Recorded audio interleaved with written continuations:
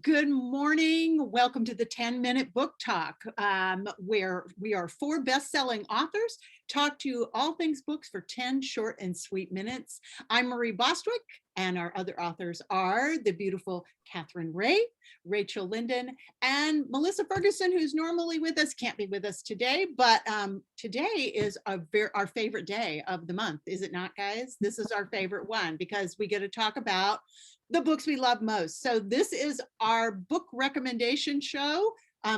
Rachel, why don't you start us off? All right. Well, now we're super sad that Melissa isn't with us, but because she isn't, I get to do two book recommendations, and that makes me excited. And actually, now that I realize it, neither of mine are fiction, which is highly unusual for me. So the first one, my sister-in-law lent me, and she wants it back, which is a bummer because now I'm going to have to buy my own copy. It's edited by Eleanor Brown. It's called A Paris All Your Own, Best-Selling Women Writers on the City of Light. And it is each chapter is a different woman writer and best-selling woman writer. And it's all about their relationship with Paris. Mm-hmm. And I am currently writing a book that is partly set in Paris. Who doesn't love Paris? Everyone loves Paris. And so this one was I called it research, but really it was just a delightful bedtime reading. So I did one chapter a night before bed. And it's thoughtful, it's funny, it's smart, it's heartfelt, and it was just a really delightful collection. So A Paris All Your Own is, I just finished it and am now lending it to somebody else. And then I'm just going to buy my own copy because it's great. So there we go. A Paris All Your Own. It was fun to have all the other individual voices too, because it's so many different authors. And then the other one I'm reading also is not fiction, and I just finished it. And it's called The Ruthless Elimination of Hurry by John Mark Comer. What's that? Did you just read that? I'm about to just buy that. It is it's the most influential book for my life right now. It's one of the best books I've read in years. And it's all about how we live in an age of distraction and hurry, and how the practices that help us be more mindful and spiritually grounded. So it is a faith-based book, but it also has amazing principles, even if you're not from a faith-based background. And I just loved it. So one of the things I did, it encouraged me to take Facebook and email off my phone, and just to be a lot more present and a lot more aware of where my time is going. And it's wonderful. It's like an invitation to a different pace of life and to a more mindful pace of life. So The Ruthless Elimination of Hurry. And I couldn't believe, after I took Facebook off my phone, the first day, my finger would just automatically go to that little spot where the app had been over like a dozen times. I thought, oh my gosh, this is how much mindlessly I was checking something that didn't need to be checked, that didn't need to be done. So it's a lot about eliminating all the things that do not serve you well, so that you have more time and energy for the things that you really care about. So I loved it. Great. Sounds great. Katherine, what about your books this month?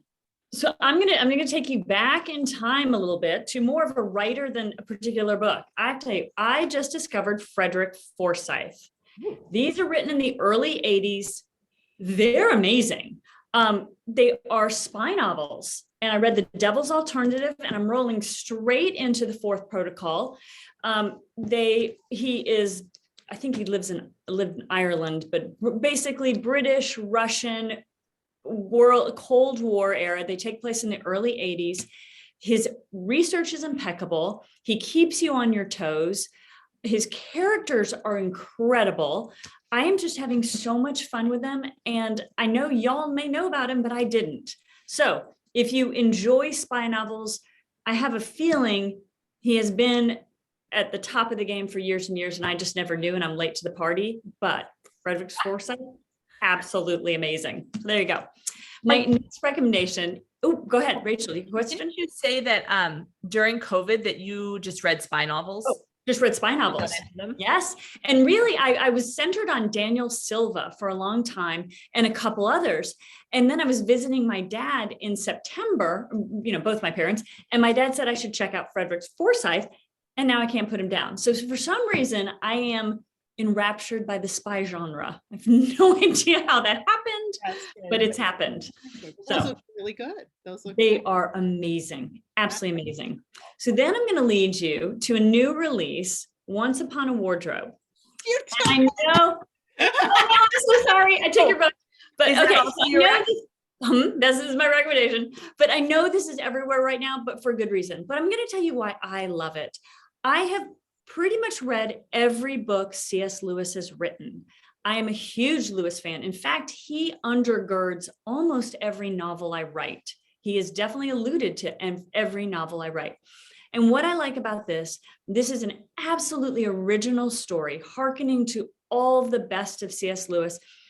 But Patty's research is so good that she does use his real words here and there. And I recognize them because I know him so well.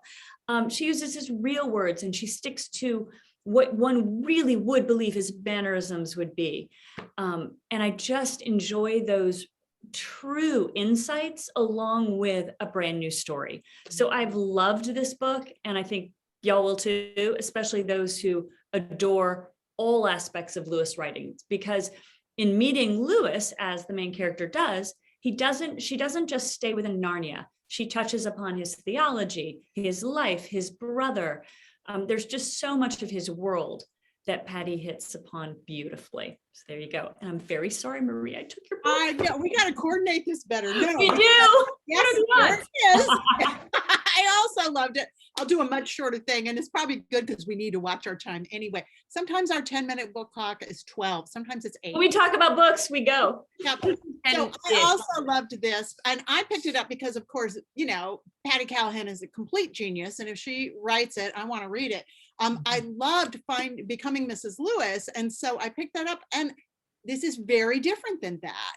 And what I really loved about this book is, especially as you get into it, in I think the last half of the books, there's more and more real food for thought, really questions that I stopped and had to ask myself, well, how do I feel about that? So that was one of mine that you took. She just posted that it's the Today Show pick. Oh my gosh. Okay. We have That's so exciting. So it is here first, everybody. Very exciting. And then another book that is nonfiction, which, yeah, normally I'm all about fiction, but this is by Sutton Foster. Sutton Foster has been, I first saw her on Broadway in Thoroughly Modern Millie. I love musical theater, but she's also been in Bunheads and Younger, and she's just terrific. But this is it's called Sutton Foster Hooked: How Crafting Saved My Life. So it's a memoir, but it's also a memoir that centers around how she's used her other creative gifts to kind of anchor her to earth during a life that was really fascinating and very difficult too. So I really enjoyed this book, and I think we're coming up on our 10 minutes. So gang, thank you for joining us today on the 10-minute book 10-minute book talk. And we hope you'll be back next week because we've got something very special for you. We are going to have so many people on the show. We have the 5 authors who wrote It's a Wonderful Christmas Classics Reimagined, and they'll all be with us here on the 10-minute book talk. So you want to join us. Thanks for joining us today. See you next time. Thank you.